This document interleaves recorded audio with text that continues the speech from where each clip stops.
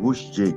Alright, picture this. It's December 19th, 2025. You're watching something most people once laughed off as impossible. Jake Paul actually steps into the ring with Anthony Joshua. And no disrespect to Jake, but in this imagined matchup, Joshua completely destroys him. We're talking about a 6th-round knockout from massive knockdown. Jake's jaw is broken in 2 places. He's rushed into emergency surgery, has titanium plates put in, and ends up lying in a hospital bed with his jaw wired shut. It's a savage beating, the kind of loss that changes a fighter's entire career. But here's where things get truly wild. In a way, only combat sports can deliver. Just 4 days later, on December 23rd, Jake Paul shows up on Impulsive Podcast. This is right after that nightmare loss. His jaw is still wired shut. He's barely recovered. And what does he do? He calls out Francis Ngannou. Not just a normal call out either. It's aggressive and disrespectful. Jake, still slurring his words from pain and surgery, claims Francis Ngannou has no chin. He even says Francis is low-key weak. It's an unbelievable level of confidence, almost straight up insanity, especially considering what Jake had just gone through days earlier. That Francis kinda got no chin.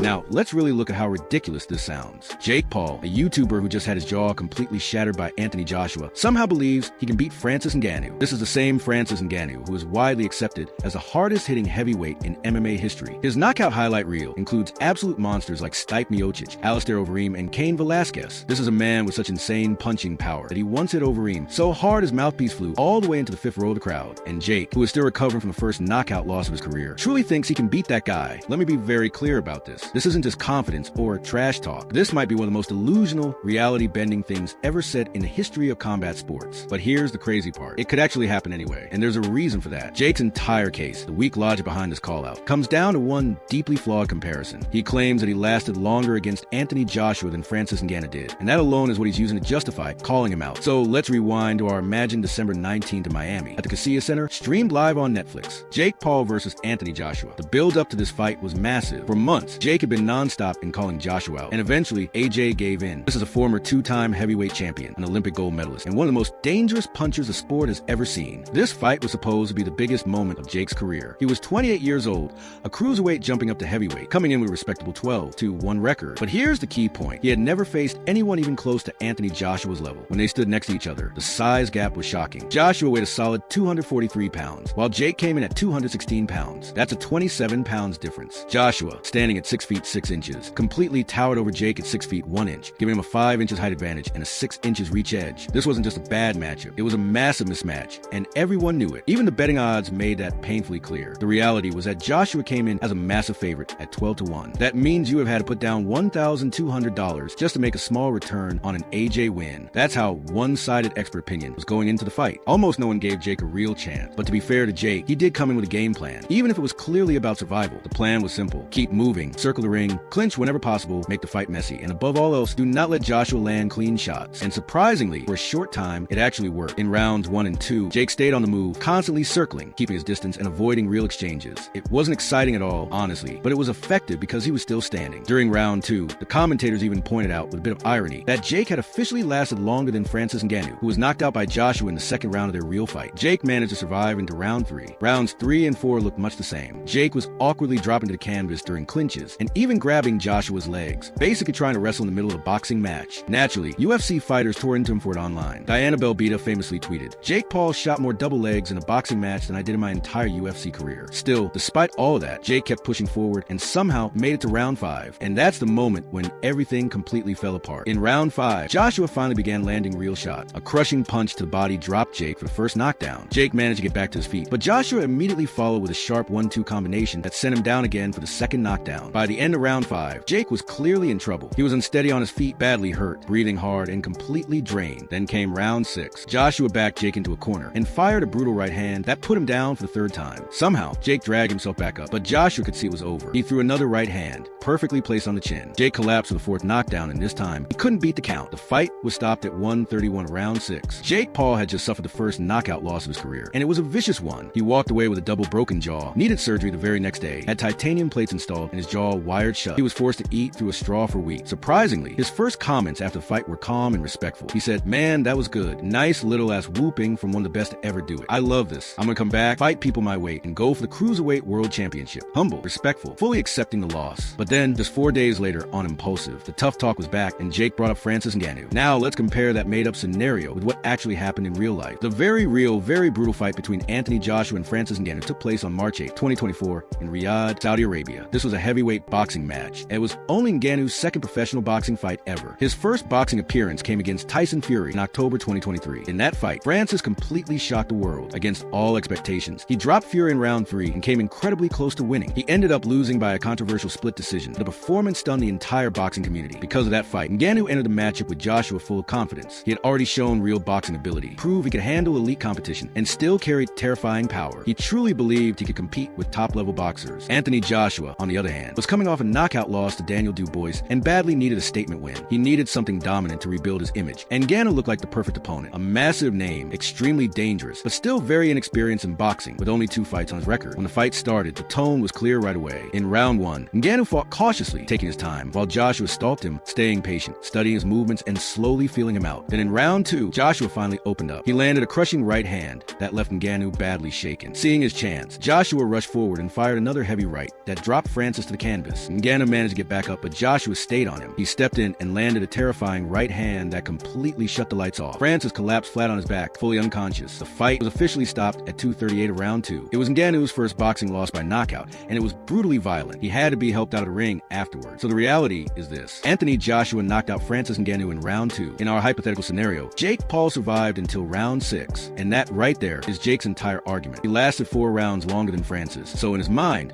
that somehow makes him better. That's exactly what Jake said on December 23rd on Impulsive, while still slurring his words from surgery. He said, "I told everyone I would do better than Francis. Francis kinda has no chin. Francis is low-key soft. I'll fight Francis." And hearing that, all you can really say is, wow, this is the idea. Jake actually seems to believe Francis might take the fight. He says, Francis kinda got no chin. Francis is low-key soft. Think about that for a second. This is Jake Paul, with his jaw wired shut, calling out the hardest hitting heavyweight in MMA history, and boldly claiming that man has no chin. Let's slow this down and really explain how insane that sounds. Francis Ngannou's knockout power isn't just height, it's been scientifically measured. The UFC tested his punching power using special equipment, and the results were shocking. Francis Ngannou's punch registered at 129.61 units, which is the same force as being hit by a Ford Escort going full speed. He can generate more power with one punch than a heavyweight boxer swinging a sledgehammer. Just look at what he's done in real fight. Think about his knockout of Alistair Overeem. The punch was so violent that Overeem's mouthpiece flew into the 5th row. He was already unconscious before he hit the canvas. Or look at his fight with Jairzinho Rozenstruik. Rozenstruik was winning that fight, and with only 20 seconds left, Ngannou landed one punch, and the fight was instantly over. That is the man Jake Paul is calling soft. Rozenstruik's face was completely crushed. And then there's Ngannou's knockout of Cain Velasquez, a former UFC heavyweight champion and one of the all-time greats. Ngannou finished him in an astonishing 26 seconds. And yet Jake Paul, with a freshly broken jaw, thinks Francis has no chin just because Anthony Joshua knocked him out. Here's the big flaw in Jake's thinking, the blind spot. Anthony Joshua didn't knock out Francis Ngannou because Francis has a weak chin. Joshua knocked him out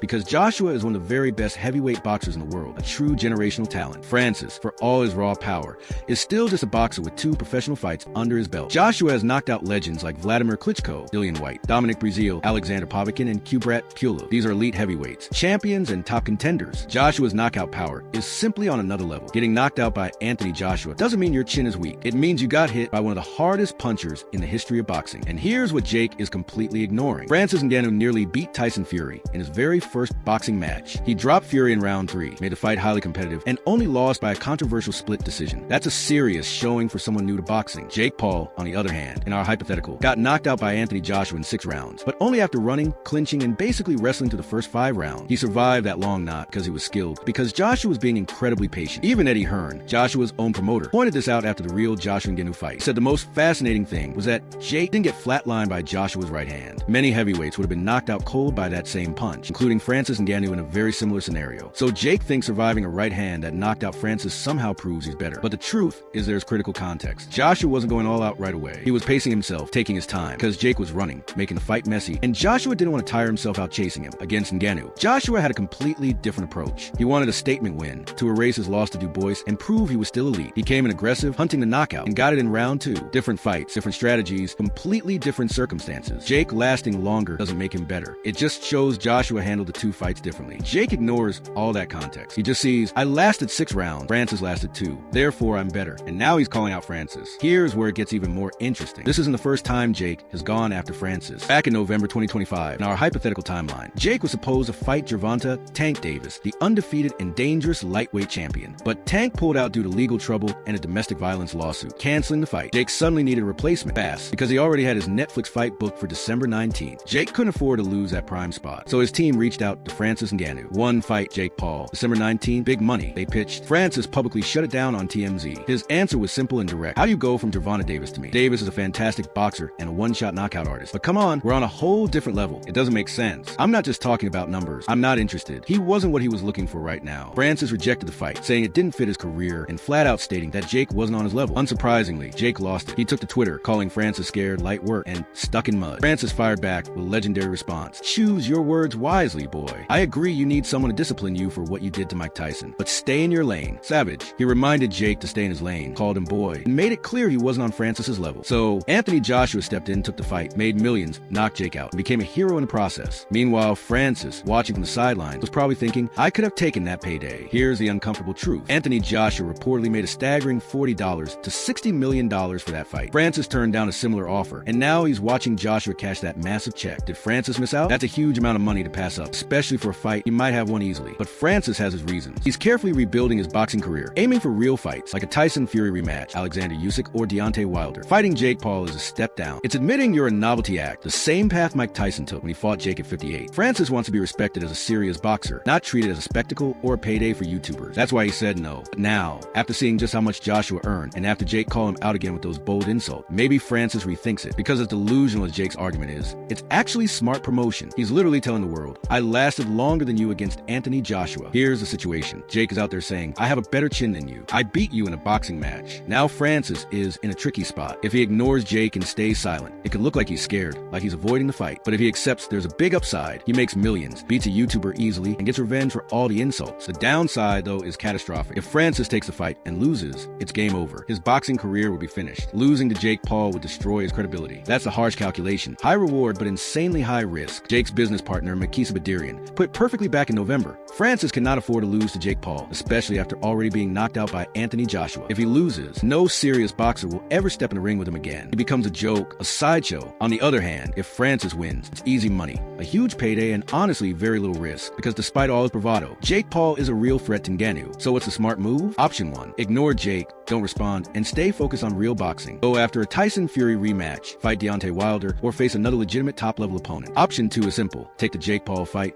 make the money, beat him decisively, and move on. Option 3. Keep trolling Jake without ever actually fighting him. Get all the attention, drama, and engagement, but avoid the real risk. Right now, Francis seems to favor option 3. He's already put Jake in his place before, telling him to stay in his lane, but he hasn't agreed to fight. As of December 2025, Francis has responded to Jake's latest jaw wired shut call-out. No tweets, no interviews, just silence. And honestly, that's probably the smartest move. Responding would only give Jake exactly what he wants: attention, engagement, and drama. Ignoring him? That's the real power move. It says, you're not even worth my time. But here's the reality. This fight will probably happen eventually. Why? Jake Paul is relentless. He'll keep calling out Francis, keep insulting him, and keep making it impossible to ignore. Meanwhile, Francis's PFL contract is expiring soon, meaning he'll be a free agent, needing money, needing fights. Jake Paul, for all his bluster, is offering both. My prediction? This fight happens once Jake's jaw fully heals and Francis finishes his PFL obligations. Netflix or PFL will promote it, guaranteeing a massive payday for both fighters. When it comes to Francis Ngannou, he'd knock out Jake Paul in 2 rounds, maybe even less. And here's the fundamental truth Jake doesn't get. Lasting longer against Anthony Joshua doesn't make you better than Francis. It just means Joshua chose to take his time with you. Francis is a completely different beast. He doesn't need 6 rounds. He needs 60 seconds. One punch, what the UFC measured as a full-force forward escort punch, lands on Jake's chin and it's over. No getting up, no recovery. Just lights out. Jake can talk all the trash he wants. Claim Francis has no chin. Say he's soft. But the moment they step into the ring, reality hits. And reality is this. Francis Ngannou is the hardest hitting heavyweight in combat sports history. Jake Paul is a YouTuber who just got his jaw broken by Anthony Joshua. This isn't a fair fight. It isn't competitive. Frankly, it's almost a murder. But will it make spectacular television? Absolutely. And in 2025, that's what matters most. Welcome to modern boxing, where getting knocked out doesn't stop you from calling out killers, where confidence matters more than reality, and where Jake Paul, jaw wired shut, genuinely thinks he can beat Francis Ngannou. Good luck with that, Jake.